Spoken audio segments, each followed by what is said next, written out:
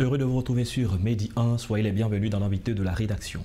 Le 18 janvier 2021, Yamoussoukro, le ministre ivoirien de la Réconciliation, sollicitait le soutien du président du directoire de la Chambre nationale des rois et des chefs traditionnels de Côte d'Ivoire afin de mener à bien sa mission de réconcilier les Ivoiriens. Selon le ministre, il lui sera difficile de réussir la réconciliation des Ivoiriens si dans les régions, les villages et les départements, il n'a pas le soutien des rois et des chefs traditionnels qui, par vocation, ont la mission de réconcilier de façon permanente. Nous parlerons de réconciliation dans cet entretien avec Angelbert Kouassi. Bienvenue sur le plateau de Média.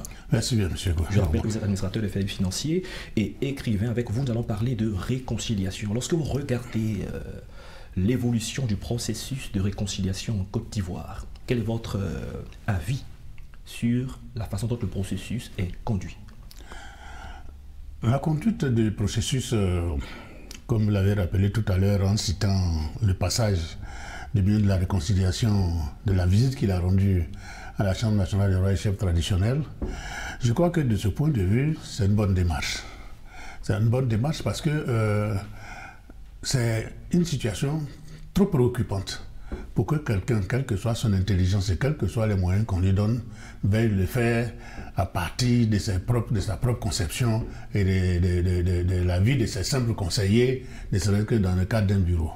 La Chambre nationale des rois et chefs traditionnels a été créée pour permettre, d'abord pour permettre à la Chambre, aux rois et aux chefs traditionnels, pour leur redonner de l'influence, pour leur redonner leur prestige, mais surtout pour leur permettre de participer un peu plus qu'avant à la gestion des grandes questions qui se présentent au pays.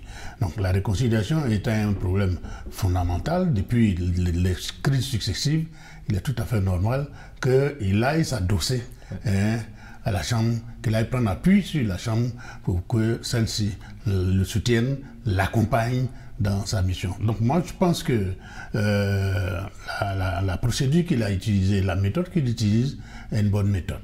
Maintenant tout est dans la façon dont lui, son cabinet et la Chambre vont s'accorder pour pouvoir conduire le processus sans que forcément chacun ne veuille chercher à tirer la couverture sur lui. Voilà. Quand on parle de l'histoire de la Côte d'Ivoire, il y a eu plusieurs crises.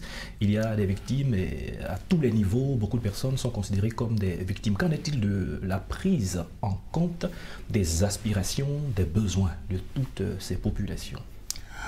Je crois que je l'avais déjà dit ici une fois, on ne peut pas indemniser tout le monde après une crise. Mais quand un maillage est bien fait, quand on a pris le soin de se préoccuper véritablement de cette question des victimes, il y a toujours plusieurs catégories qui se dégagent. On commence d'abord par ceux qui ont les situations les plus précaires, les plus difficiles, et puis ainsi de suite, on dégraisse. Mais toujours est-il que tout le monde ne pourra pas être indemnisé, du moins pas de la façon dont chacun voudrait l'être. Maintenant, dans notre situation aujourd'hui, la CDVR a commencé le travail, ensuite il y a eu la CONARIV, ensuite il y a eu, quoi d'autre. Aujourd'hui, c'est le ministère chargé de la réconciliation. Mais il faut qu'on sache à chaque étape quel est le travail que chaque structure a réalisé, où est-ce que cette structure est arrivée, qu'on sache exactement les constats, les recommandations que cette structure-là a faites pour que la structure qui va prendre le relais ait une idée claire de ce qui a été fait et de ce qui reste à faire. Dans tous les cas, la réconciliation étant une question, après tout ce que nous avons connu, étant une question qui devient une question pendante et permanente, on ne peut pas aujourd'hui dire qu'on a déjà atteint la réconciliation et que tout est achevé. Puisque chaque fois que nous aurons affaire à des gens intelligents qui vivent ensemble, il y aurait des histoires. Et tant qu'il y a des histoires, il y a toujours la réconciliation à faire. Elle ne va pas toujours être nationale, elle va toujours concerner des parties, des situations particulières qu'il faudra régler. D'accord, sur une échelle de 1 à 10, si vous deviez dire à quel niveau est-ce qu'on est par rapport à la réconciliation, ce serait à quel niveau et pourquoi? Non, sur une échelle de 1 à 10, moi je ne donnerais même pas plus de la moitié. Parce que si on y était arrivé, comme je l'ai dit, j'ai cité tout à l'heure les structures qui ont été impliquées dans ce processus depuis 2011. Or, n'oublions pas qu'à l'époque, sous le président Gbagbo déjà, quand il y a eu la rébellion, quand il y a eu le forum de la réconciliation, qui a duré des mois. Alors, si... Il y a même un gouvernement après, bien sûr, cela n'a pas donné de résultat. On a pensé que c'était, comme dirait l'autre, qu'on avait déjà laissé ça derrière nous. On s'est retrouvé encore avec la crise de 2010-2011. Aujourd'hui, le président Ouattara, en arrivant au pouvoir, il met en place la CDVR. La CDVR a fait un travail, un rapport a été pondu. En tout cas, je ne pense pas que du commun des mortels que nous sommes, nous savons que nous ayons une idée exacte de ce qui a été observé par la CDVR, quelles sont les conclusions qu'elle a tirées, quelles sont les recommandations que la CDVR a faites au gouvernement. Au stade où nous sommes, il y a tout de même des acquis. Quels sont ces acquis et comment les préserver? Bon, quand vous me parlez d'acquis, moi j'aimerais bien que vous me citiez quelques éléments, quelques acquis. Parce que, on pourrait parler de la libération de certains prisonniers politiques, le retour des exilés, la décrispation plus ou moins du climat politique, la grâce présidentielle, l'amnistie pour certains. Ce sont des actes forts. Bon. Qu'on peut observer. Bon, chacun y va de son jugement. Je ne dis pas que rien n'a été fait.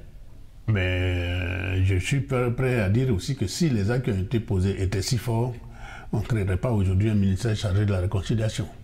On dirait, bon, ben, on a avancé, et puis bon, le reste, ça ferait un peu comme, ça ferait partie un peu comme ce qu'on appelle les résiduels, les résiduels du processus de réconciliation.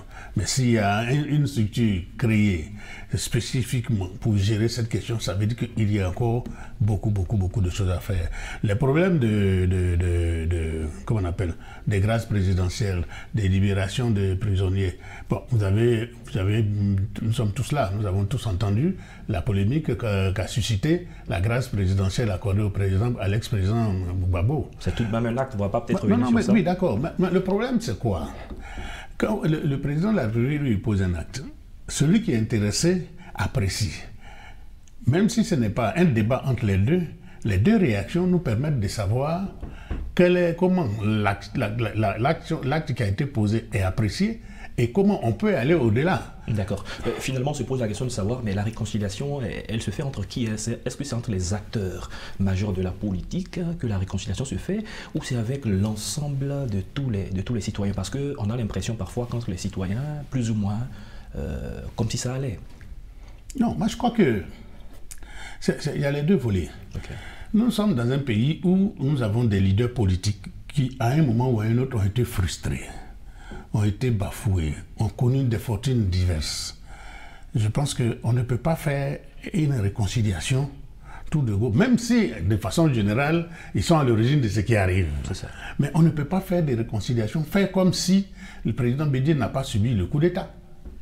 Si, par exemple, à l'époque, le président Ouattara n'avait pas connu aussi, lui, des difficultés, entre autres la situation de 2000 et autres, les histoires sur sa nationalité, en faisant comme si la situation de 2010-2011 n'a pas existé. Donc, ça veut dire quoi? Nous avons des leaders. Quoi qu'on dise, on est d'accord ou on n'est pas d'accord.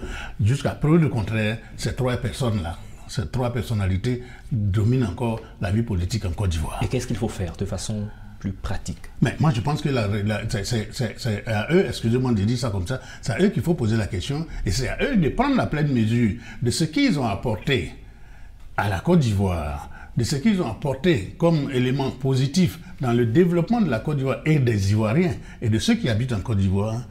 Et il faut qu'ils fassent la mea culpa, qu'ils se rendent compte que, c'est vrai, ils ont eu de grandes idées pour nous, ils ont eu de grandes ambitions. Mais est-ce que les ambitions sont allées là où, est-ce que comment on appelle les actions, que ces ambitions étaient censées porter, sont allées jusqu'au niveau du citoyen lambda? Mais c'est ça qu'il faut. Donc aujourd'hui, moi, ce que je pense, ces trois personnalités sont encore au devant de la scène politique. Il faut qu'à un moment donné, ils prennent la pleine mesure, elles prennent la pleine mesure de leur rôle, de ce qu'elles ont fait, ce qui reste à faire, qu'elles puissent prendre la responsabilité de demander pardon. Et quand on parle de pardon, moi, ce n'est pas une affaire d'un discours politique et puis on s'assoit, on demande pardon, et puis après on dit non, il a demandé pardon. Non, ça ne se fait pas comme ça. Le pardon ne se fait pas comme ça. Dans nos pays ici, on sait, quand on a frustré, excusez-moi l'expression, quand on a frustré un bêté, on ne va pas aller demander à un ami comment il faut aller lui demander pardon. Il faut aller en pays bêté pour demander au bêté, le monsieur a été frustré. C'est sur vous ici, là. Quand quelqu'un a été frustré, comment on procède pour lui demander pardon? Et il faut qu'il en soit ainsi pour tous les autres leaders. Mais tant qu'on va se limiter, d'abord, on a souvent tendance à les banaliser. En disant, c'est eux. OK, personne ne dirait le contraire. Mais s'ils sont frustrés et qu'ils ont encore des rancœurs entre eux, mais pourquoi, comment vous voulez qu'ils puissent apporter leur caution, leur soutien à une action de réconciliation nationale? Merci, M. Angel Berkwasi. Ce que vous dites, on se pose la question en fin d'émission, jusqu'à quand? Et la question reste posée avec beaucoup, certainement, d'espoir. Merci d'avoir pris part à cette émission et d'avoir accepté de répondre à nos questions. Avec vous, on parlait de réconciliation nationale en Côte d'Ivoire. Merci. Je suis plein d'espoir. J'espère que la Côte d'Ivoire va retrouver ses repères, mais surtout, que les questions électorales qui pointent à l'horizon permettent aux Ivoiriens de se souvenir qu'hier a existé. Et qu'hier, parce que nous n'avons pas été conscients, n'a pas pris rapidement conscience de notre situation, nous avons connu des crises. Il faut qu'on fasse en sorte de pouvoir changer cette donne. Il n'y a pas de fatalité à ça. C'est sur ce que nous mettons un terme à cette émission. Merci à tous de l'avoir suivi. Bonne suite de nos programmes sur Média.